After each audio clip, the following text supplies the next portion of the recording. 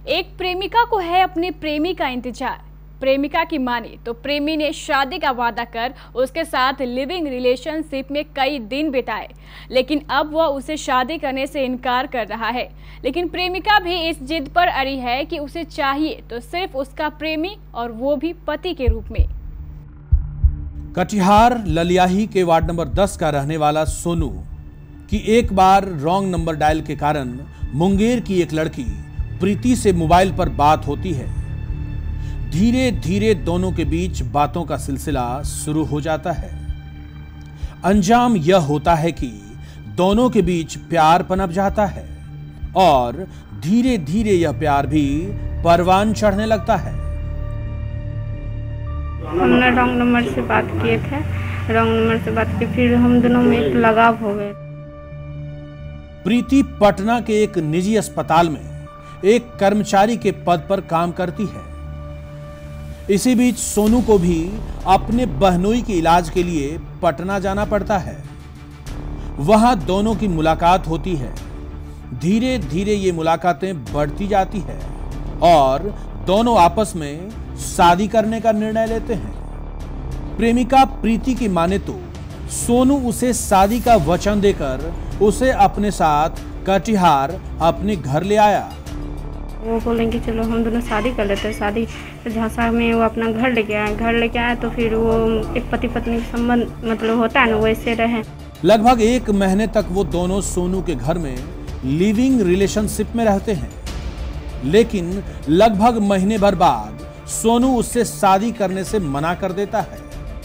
बोले कि जो लॉकडाउन के बाद शादी करेंगे, ये वो बोले कि ऐसा अभी घर में ऐसा स्थिति है जो नहीं कर पाएंगे। जब प्रीति सोनू से शादी की जिद करती है तो उसे आश्वासन के साथ वापस मुंगेर भेज दिया जाता है।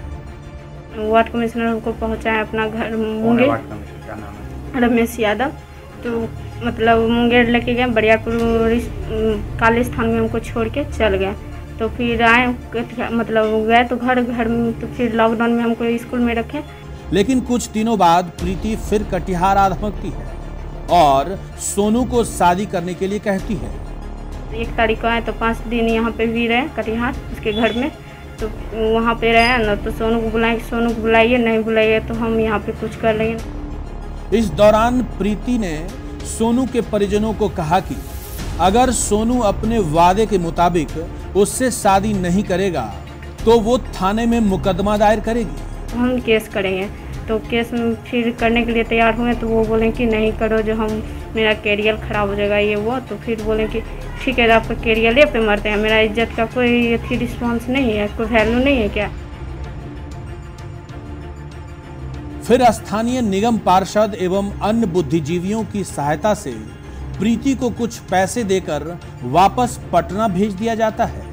पैसा दे के हमको फिर पटना भेजा दिए रमेश यादव। तो वो बोलते हैं कि जो हम ना मतलब फोर्स के साथ हम तुमको सोनू को भेजेंगे। तो हम बोले कि ऐसा थोड़ा होता है कि आप फोर्स के साथ भेजिएगा। 70,000 दिए रमेश यादव और सरवन भैया, बोले कि जो यही पैसा लेके तुम जाओ, खुश रहना, ये वो।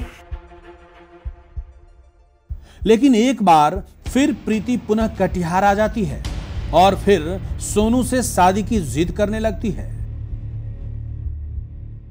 तो फिर हम कटिहार आए कि तो भैया से फिर संपर्क हुए, तो भैया को बोले कि भैया आप मदद कीजिए। तो वो बोले कि ठीक है। पंचायती हुआ तो पंचायती में कोई रिस्पॉन्स नहीं हुआ।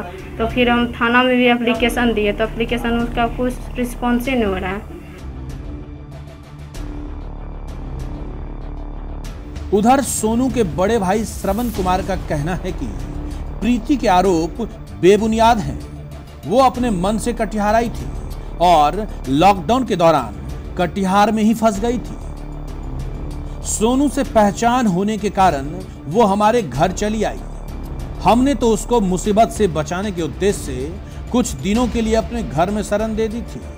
वो लॉकडाउन में किसी तरह जो है कि आई थी और बोली कि हम फंस गए हैं, तो हमको 2-3 दिन रहने दीजिए, गाड़ी घोड़ा मिलेगा, हम चले जाएंगे। वो मेरा भाई से उसको जो है हॉस्पिटल के दौरान बातचीत हुआ था, परिचय था पटना में। श्रवण कुमार का यह भी कहना है कि दोबारा प्रीति कटिहार आई थी तो स्थानीय बुद्धिजीवियों की एक पंचायत भी बुलाई गई थी। इस पंचायत में जो कागज बना है उससे स्पष्ट होता है कि प्रीति अपनी मर्जी से कटिहार आई थी।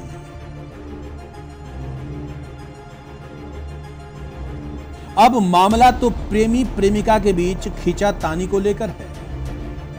महिला थाना में मामला दर्ज भी हो गया है और महिला थाना ने इस मामले की जांच भी शुरू कर दी है। अब तो महिला थाना अध्यक्ष की जांच के बाद ही यह स्पष्ट हो पाएगा कि आखिर इस प्रेमिका के दावे में कितना दम है। करण एवं गुड्डू के साथ ब्यूरो रिपोर्ट, केबीसी न्यूज।